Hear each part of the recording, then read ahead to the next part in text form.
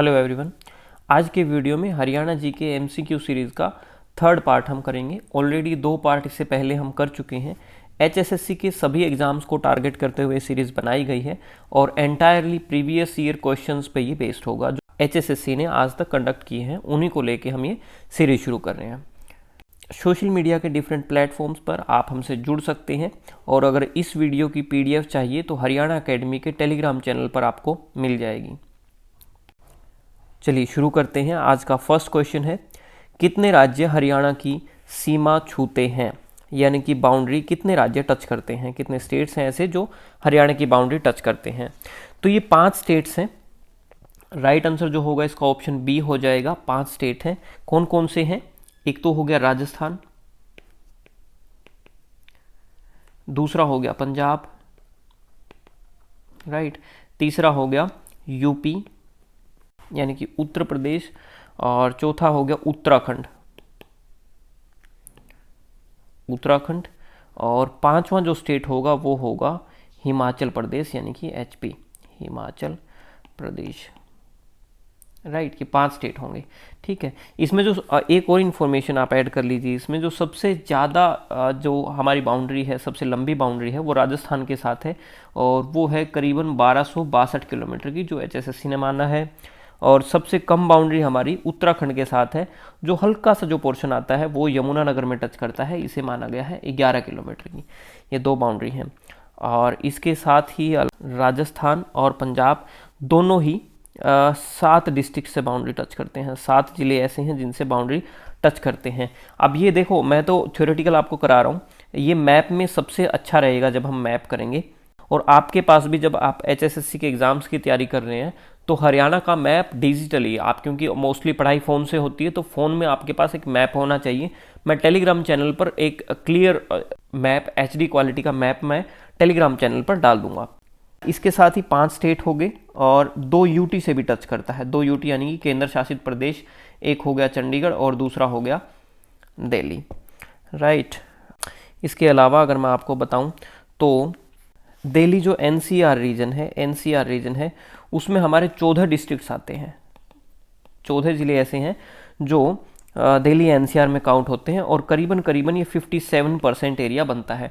इसमें कंफ्यूज नहीं होना, आप बुक्स देखेंगे तो काफ़ी सारी बुक्स में ये 13 डिस्ट्रिक्ट दिया मिलेगा, बट वो डेटा चरखी दादरी बनने से पहले है। जब चरखी दादरी अलग से सेपरेट एक डिस्ट्रिक्ट बना तो उसके बाद ये 14 डिस्ट्रिक्ट हो गए और करीबन 57% एरिया बनता है। नेशनल कैपिटल रीजन एनसीआर की फुल फॉर्म होगी national capital region. Next question है, हरियाणा से गुजरने वाली अरावली पर्वत श्रृंखला का दक्षिणी छोर किस राज्य में समाप्त होता है? तो ये शायद हमने पहले भी किया है, ये गुजरात आएगा। ऑप्शन बी इसका राइट आंसर होगा। जो अरावली पर्वत श्रेणी है यानी कि अरावली जो रेंज है, ठीक है, उसका जाके आगे से वो राजस्थान में जाती है, राजस्थान से जाके फिर वो गुजरात में जाके ख़त्म होती है, ठीक है। तो ये इसने पूछा था कि कहाँ जाके समाप्त होता है, तो इसका राइट आंसर गुजरात होगा। प्रसिद्ध वार्षिक कपाल मोचन मेला हरियाणा राज्य के किस जिले में आयोजित किया जाता है? तो आपको पता होना चाहिए जो ये कपाल मोचन मेला है। अगर आपको नहीं पता होगा तो आपके परिवार में दादा दादी या किसी और बुजुर्ग से आप पूछेंगे तो आपको आसानी से बता देंगे कि ये जो मेला है ये यमुनानगर में लगता है, ठीक है। और उत्तराखंड यानी हरिद्वार वगैरह से आते हुए जो बुजुर्ग हैं आपके घर के, आपके आस पड़ोस के, अब जब वो तीर्थ यात्रा पे कहीं जाते हैं तो हरिद्वार वगैरह से आते हुए वो कपाल मोचन भी होके आते हैं, ठीक है, यमुनानगर में। नेक्स्ट क्वेश्चन है, अनंगपुर बांध हरियाणा के किस जिले में स्थित है? ये आपको पता होना चाहिए। इसका एक और है, अनंगपुर बांध का बड़ा फेमस पॉइंट जो बनता है, जो काफ़ी बार क्वेश्चंस में मिलेगा आपको, ये हाइड्रोलिक बांध है, ठीक है, हाइड्रोलिक डैम है, हाइड्रोलिक बांध है, ठीक है। तो ये पड़ता है बच्चे फरीदाबाद में। ऑप्शन डी इसका राइट आंसर हो जाएगा। नेक्स्ट क्वेश्चन है, हरियाणा के किस जिले को धान का कटोरा कहा जाता है? एक ही जिला पूछा है इसने, वैसे जॉइंटली भी कहा जाता है। इसका राइट आंसर जो होगा वो ऑप्शन डी होगा यानी कि करनाल, ठीक है। हरियाणा में एटलस साइकिल का निर्माण कहाँ होता है? तो साइकिल का निर्माण सोनीपत में होता है यानी कि ऑप्शन सी इसका राइट आंसर हो जाएगा, एटलस साइकिल का। बाटा जूता विनिर्माण कारखाना हरियाणा में स्थित है? किस जिले में स्थित है? बाटा की फैक्ट्री फरीदाबाद में है। और इसमें कंफ्यूज नहीं होना, मतलब लिबर्टी की फैक्ट्री पूछा जाता है एक बार, तो वो कहाँ है बच्चे? वो करनाल में है लिबर्टी का। और आपको याद रखने के लिए तरीका ये है इसका कि करनाल में लिबर्टी चौक भी है। ठीक है, आप नेशनल हाईवे पर जब ट्रैवल करते हैं दिल्ली से चंडीगढ़, तो उसमें आपको रास्ते में आता है लिबर्टी चौक। ठीक है, नेक्स्ट क्वेश्चन है, मैच करना है इसमें सूरजकुंड झील, ब्रह्म सरोवर, सन्निहित सरोवर झील और सुखना झील। अब देखिए सुखना झील यानी कि डी का जो ऑप्शन में यहाँ मैच करेंगे तो वो मानव निर्मित झील है। ये क्वेश्चन हम पहले भी कर चुके हैं। ठीक है, तो डी का होगा सेकंड ऑप्शन, डी का सेकंड ऑप्शन, यानी कि ये दो ऑप्शन बनते हैं बी और डी। इसके अलावा अगर देखें हम तो सूरजकुंड झील हमें पता है सूरजकुंड का, तो सूरजकुंड झील बी ऑप्शन, ए ऑप्शन का होगा यहाँ पे, सूरजपाल ने बनवाया था। ठीक है, इसका हो गया थर्ड, बी का थर्ड, सॉरी ए का थर्ड हो गया और डी का हुआ सेकंड। तो ये आंसर तो हमारा यहीं पे मिल गया कि ये बी ऑप्शन इसका राइट आंसर होगा। ठीक है, और इसके अलावा जो ब्रह्म सरोवर झील है इसका होगा, माना जाता है कि यहाँ पृथ्वी की कल्पना की थी भगवान ने। अब पता नहीं की थी कि नहीं की थी, कौन बैठा था भगवान के पास उस समय। ठीक है, तो बी का ये फोर्थ हो जाएगा कि अब एचएसएससी ने माना तो हमें भी मानना पड़ेगा अगर एग्जाम क्रैक करना है, तो इसमें कोई और ऑप्शन है नहीं, चारा बनता नहीं कुछ। ठीक है, तो मान लीजिए कि कल्पना की थी। सी है इसमें सन्निहित सरोवर झील में स्थित, ये होगा भगवान विष्णु का निवास। हाँ, भगवान विष्णु का निवास है सन्निहित सरोवर झील में। ठीक है, ये चार ऑप्शन आप अलग से नोट कर लीजिए। सूरजकुंड झील का तो पता ही होगा सबको, सुखना का भी पता होता है। ठीक है, तो ब्रह्म सरोवर का है कि यहाँ पे भगवान ने पृथ्वी की कल्पना की थी। ठीक है, इसके अलावा सन्निहित झील जो है वो भगवान विष्णु का निवास माना गया है। ठीक है, ये आपको पता होना चाहिए, कई बार आ जाते हैं ऐसे क्वेश्चन। नेक्स्ट क्वेश्चन है, हरियाणा का आर्किटेक्ट, आधुनिक हरियाणा का आर्किटेक्ट किसे कहा गया है? लौह पुरुष जो है श्री बंसीलाल जी, इन्हें हरियाणा का आधुनिक हरियाणा का आर्किटेक्ट कहा गया है। क्यों कहा गया है इन्हें? क्योंकि इन्होंने काफ़ी सारे ऐसे विकास कार्य किए थे। तो इन्होंने जैसे बिजली घर घर पहुंचाई थी।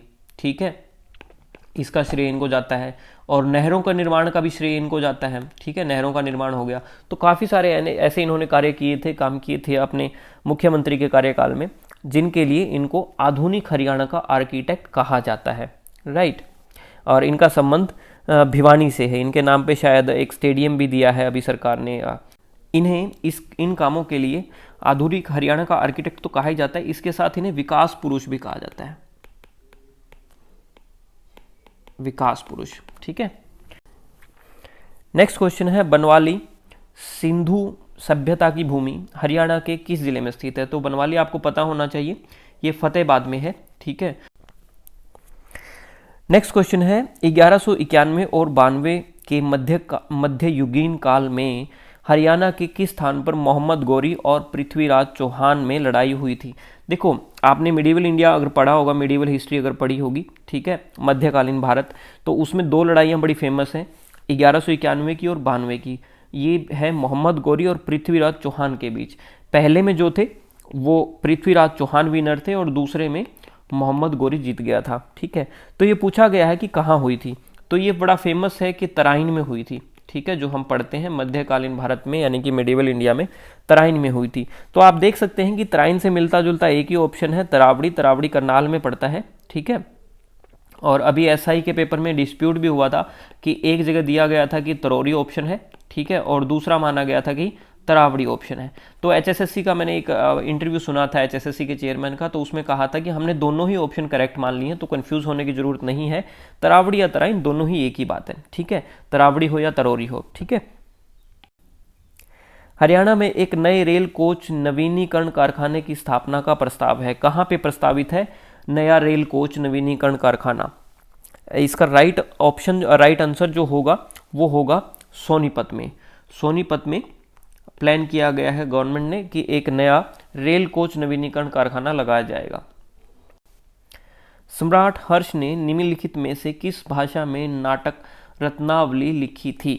सम्राट हर्ष ने, ठीक है, तो आपको पता होना चाहिए इन्होंने ये न सिर्फ रत्नावली लिखी थी, रत्नावली पे तो कुरुक्षेत्र यूनिवर्सिटी में, ठीक है, प्रोग्राम भी चलता है, ये करीबन मेरे ख्याल से 1 हफ्ता 10 दिन जितने का भी है, ये फेस्टिवल रत्नावली फेस्टिवल के नाम से सेलिब्रेट किया जाता है, ठीक है। उसमें काफ़ी सारे बच्चे पार्टिसिपेट करते हैं, एक कल्चरल प्रोग्राम होता है, ठीक है। ये लिखा गया था, इसका राइट आंसर जो होगा वो डी होगा, संस्कृत में इसे लिखा गया था। रत्नावली के अलावा जो इन्होंने लिखी है हर्षवर्धन ने, वो है नागानंद या नागानंदनम भी कहा जाता है इसे, नागानंदम, ठीक है, नागानंदम या नागानंद। और इसके अलावा लिखा था इन्होंने प्रियदर्शिका, ठीक है। HSSC इन पे बड़ा इंटरेस्टेड होता है, हर्षवर्धन पे, एक ही नाम, एक ही बात है ये, ठीक है। तो इन पे एक आध क्वेश्चन हर एग्जाम में ऑलमोस्ट मिलता है आपको। तो ये 3 बुक्स इन्होंने लिखी थी जो बड़ी फेमस हैं, HSSC के लिए काफ़ी इंटरेस्टिंग लगती हैं HSSC को, नागानंद या नागानंदम और प्रियदर्शिका और रत्नावली, 3 बुक्स हैं, ध्यान रखिए। और ये संस्कृत में लिखी थी इन्होंने। नेक्स्ट क्वेश्चन है, गर्म पानी का जलाशय यानी कि शिव कुंड जिसे कहा जाता है, हरियाणा के किस जिले में है? गर्म पानी का चश्मा आपने सुना होगा, जब मेरे ख्याल से 3rd या 4th क्लास में जब हम होते थे तो तब भी आ जाता था ये, आपने अगर पढ़ा हो तो। ये बच्चे गुरुग्राम में है, गुड़गांव में, राइट, गुरुग्राम के सोना में, ठीक है। गुरुग्राम में सोना एक जगह है, एक टाउन है सोना, वहां पे गर्म पानी का चश्मा है, ठीक है। 2 क्वेश्चन है मेरे यहाँ पे कि एक तो ऐसा क्यों होता है, और दूसरा क्या ये सिर्फ यहीं पे होता है सोना में, कहीं और नहीं होता, ठीक है। तो इनका आंसर होगा कि ये जियोथर्मल एनर्जी बोलते हैं इसको, ठीक है। जमीन से जो गर्म पानी निकलता है, जियोथर्मल एनर्जी इसको बोलते हैं, ठीक है। आप इस वर्ड से जब सर्च करेंगे गूगल में तो आपको सारा मैकेनिज्म पता चल जाएगा कि नीचे का टेम्परेचर ज़्यादा हो जाता है इसलिए वो थोड़ा सा गर्म पानी निकलता है, और बहुत सारी जगह पे निकलता है। ऐसा नहीं कि सिर्फ सोना में ही निकलता है। शिमला नहीं, मनाली जाते हुए एक फेमस जगह है, सिखों का गुरुद्वारा भी है वहाँ पे, सिख गुरुद्वारा है एक, मुझे नाम ध्यान नहीं आ रहा अभी, तो वहाँ पे भी ये ऐसा कुछ है, ठीक है। और काफ़ी सारी, इनफैक्ट अमेरिका में तो काफ़ी सारी जगह पे है, क्योंकि वहाँ पे जंगल पड़े हैं, काफ़ी समय से पड़े हैं, तो काफ़ी सारी ऐसी एक्टिविटीज़ होती हैं जिनसे ये जियोथर्मल एनर्जी या फिर गर्म पानी का ऐसा जलाशय बन जाता है, ठीक है। काफ़ी सारी मूवीज़ में भी इनफैक्ट आपने देखा होगा। और ये कई जगह तो ऐसा होता है कि टेम्परेचर जो होता है वो एक, आप इसमें हाथ डुबा सकते हैं, कोई आपको ज़्यादा वो नहीं करता, प्रॉब्लम क्रिएट नहीं करता आपके लिए, ठीक है, नॉर्मल होता है। लेकिन कई जगह बहुत ज़्यादा टेम्परेचर होता है, ठीक है, टेम्परेचर हाई होने के कारण ये खतरनाक भी हो जाता है कई जगह, ठीक है। और ये वाला जो है सोना जो है, इसमें माना जाता है कि जो चर्म रोग होते हैं, ठीक है, डर्मा के जो जितनी भी बीमारियाँ होती हैं स्किन से रिलेटेड, तो वो ठीक होते हैं, क्योंकि इसमें सल्फर ज़्यादा होता है। ये जो पानी है सल्फर रिच होता है, ठीक है, सल्फर की मात्रा ज़्यादा होती है। कई बार क्वेश्चन भी आपने देखा होगा कि जो गर्म पानी का चश्मा है उसमें कौन सा मटेरियल है, कौन सा ऐसा एलिमेंट है जो ज़्यादा होता है, तो वो क्या है, वह सल्फर होता है। नेक्स्ट क्वेश्चन है, यादवेंद्र उद्यान हरियाणा के किस जिले में स्थित है? यादवेंद्र गार्डन, ठीक है। आप इसको यादवेंद्र नाम से तो नहीं जानते होंगे, लेकिन किसी और नाम से जरूर जानते होंगे, और वो नाम होगा पिंजौर गार्डन, ठीक है, पिंजौर गार्डन, पिंजौर गार्डन या पिंजौर पार्क के नाम से आप इसे जरूर जानते होंगे। तो ये कहाँ पे है? ये पंचकूला में है। इसका असल नाम जो है, जो आप अगर वहाँ गए होंगे कभी तो आपने देखा होगा, असल नाम इसका यादवेंद्र गार्डन है। नेक्स्ट क्वेश्चन है, युद्ध चरित डैश द्वारा लिखी गई थी? हरियाणवी कवि है ये। ऑप्शन 20 का राइट आंसर होगा खुशीराम शर्मा, ठीक है। इन्होंने गुरु गोविंद सिंह नाम से भी लिखा है, रण निमंत्रण नाम से भी इन्होंने लिखा है, रण निमंत्रण नाम से भी इनकी किताब है। युद्ध चरित हो गया, रण निमंत्रण हो गया, और गुरु गोविंद सिंह के, यानी कि 3-4 किताबें हैं इनकी जो HSSC जिनमें इंटरेस्ट लेता है। हरियाणा की कौन सी नदी मानसून के दौरान व्यापक बाढ़ लाती है और अतिरिक्त पानी सानिसा झील तक ले जाया जाता है? अब मुझे लगता है कि बच्चों ने पहले तो यही नहीं सुना होगा कि सानिसा झील भी कोई होती है, क्योंकि हमने नहीं पढ़ा, किसी बुक में नहीं मिलता, ठीक है। वैसे मैं इसका आंसर बता दूं, इसका आंसर ऑप्शन डी होगा, मारकंडा नदी, ठीक है। इसका आंसर ऑप्शन डी होगा, मारकंडा नदी। नदियों की बात करें तो इसमें मैं आपको बताता हूं एक कि TMSG, MSG तो वैसे ही याद हो जाएगा, उससे पहले टी आप ऐड कर लेंगे। ये आपको 4 लेटर्स याद होने चाहिए। टी से बनती है टंगरी, टंगरी नदी। M से बनता है मारकंडा, ठीक है। S से बनती है सरस्वती, जो लुप्त हो चुकी, हरियाणा सरकार पैसे खर्च कर रही है उसको वो करने के लिए, ढूंढने के लिए दोबारा। G से बनती है घग्गर, ठीक है। टंगरी जाके मिलती है मारकंडा में, मारकंडा जाके मिलती है सरस्वती में, सरस्वती जाके मिलती है घग्गर में, ठीक है। तो इस तरह से इनका मिलन होता है। उसके अलावा जो क्वेश्चन था सनीसा झील, सनीसा झील पड़ती है ये कुरुक्षेत्र में, ठीक है, कुरुक्षेत्र जिले में आती है। कभी क्वेश्चन आ सकता है कि सनीसा झील कहाँ है, तो ये कुरुक्षेत्र जिले में है। और इसके अलावा टंगरी जो नदी है वो मारकंडा में मिलती है, ये मुलाना जगह है एक, मुलाना अंबाला में, ठीक है, मुलाना यूनिवर्सिटी भी है वहाँ पे एक, तो मुलाना जगह है अंबाला में, वहाँ जाके मिलती है।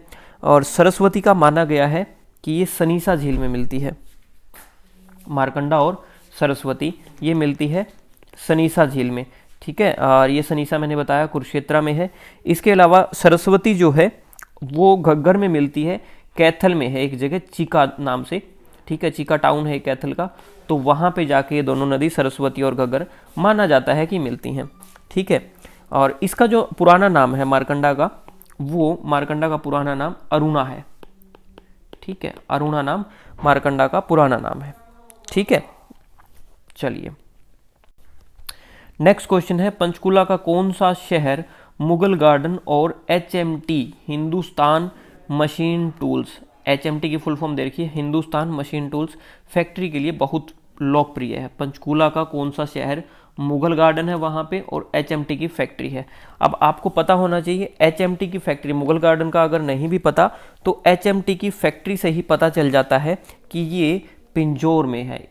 ऑप्शन ए इसका राइट आंसर हो जाएगा पिंजौर, राइट। यह HMT की फैक्ट्री अब तो बंद हो चुकी है खैर, तो और दूसरा है मुगल गार्डन, ये दोनों कहाँ पे हैं, पिंजौर में है, पंचकुला का ये टाउन है एक। नेक्स्ट क्वेश्चन जो बनता है वो है गोरखपुर परमाणु ऊर्जा संयंत्र या गोरखपुर हरियाणा अणु विद्युत परियोजना, गोरखपुर हरियाणा अणु विद्युत परियोजना किस जिले में शुरू होने वाला है, ठीक है। आई थिंक शुरू हुआ नहीं है अभी, शुरू होने वाला है, अभी भी काफ़ी टाइम से बन रहा है ये, ठीक है। और ये कांग्रेस गवर्नमेंट जब हरियाणा में थी 2014 से पहले, तब से शायद शुरू हो रखा है इस पे काम, ठीक है। तो ये आएगा, इसका ऑप्शन सी इसका राइट आंसर होगा। फतेहाबाद डिस्ट्रिक्ट में गोरखपुर एक जगह है, काफ़ी बड़ा गांव है, ठीक है। और वहाँ फतेहाबाद जिले में ये ऊर्जा संयंत्र, परमाणु ऊर्जा संयंत्र यानी कि एटॉमिक एनर्जी का प्लांट है वो लगाया गया है, ठीक है, न्यूक्लियर प्लांट जिसे हम कहते हैं, ठीक है। नेक्स्ट क्वेश्चन है, हरियाणा में पंचायत का चुनाव लड़ने के लिए सामान्य उम्मीदवारों के लिए न्यूनतम शैक्षणिक योग्यता क्या है। सामान्य उम्मीदवारों के लिए पूछा गया है इसने, ठीक है, बिना किसी कैटेगरी के, बिना किसी भी कैटेगरी, ना ही जेंडर पे बेस्ड हो, ना ही कास्ट पे बेस्ड हो, ना ही कोई और कैटेगरी हो, तो उसके लिए है सिंपली पंचायत चुनाव की बात कर रहा है ये, ठीक है। पंचायत यानी कि गाँव में जो पंचायत के होते हैं, ना कि म्यूनसिपैलिटी के, ठीक है। तो इसके लिए 10वीं पास है, 10वीं पास की योग्यता। काफ़ी और भी योग्यताएं हैं, जैसे आपके घर में टॉयलेट होना चाहिए, आपके पे कोई क्रिमिनल कोई केस ना चल रहा हो, ठीक है, कोई चार्जशीट ना हो आपराधिक, और उसके अलावा आपको बिजली का बिल या बैंकों का कोई पैसा ना देना हो, ऐसी काफ़ी सारी शर्तें हैं। लेकिन उनमें से एक क्या है, शैक्षणिक यानी कि एजुकेशनल क्वालिफिकेशन क्या चाहिए, 10th पास होना चाहिए, ठीक है।